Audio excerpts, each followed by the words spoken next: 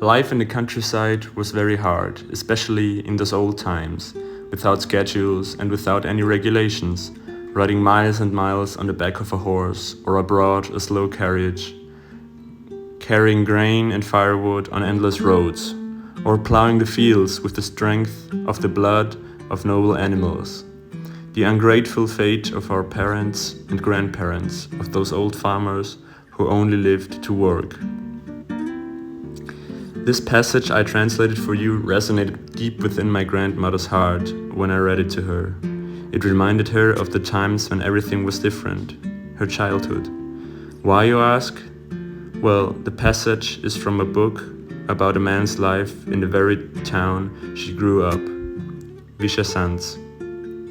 It sparked stories in her about how life in a small village 80 years ago was like. Let me tell you the story. Villa Sanz was founded in the early 1900s by a certain Don Antonio Sanz, who built the town's first store. My great-grandfather was also a store owner in Villa Sanz. Since this town was very isolated and had access to goods via train, he sold everything they needed to live at that store. Grains, beer, household items, kerosene, appliances, even gasoline.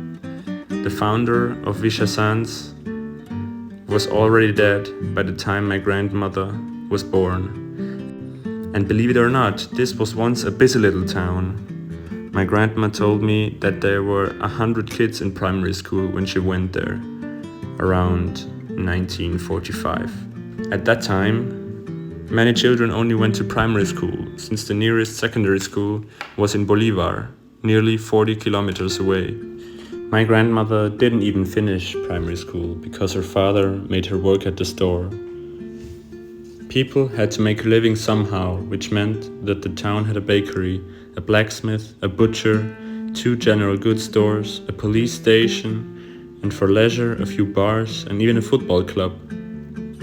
Later on, when my grandmother had already met my grandfather around the 60s, there was even more going on, concerts,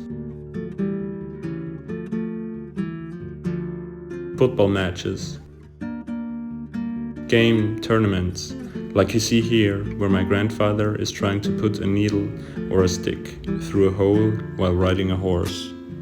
And even car races. My grandmother has a vivid memory of Juan Manuel Fangio racing by them, which turned out to be one of the best racing drivers of all time.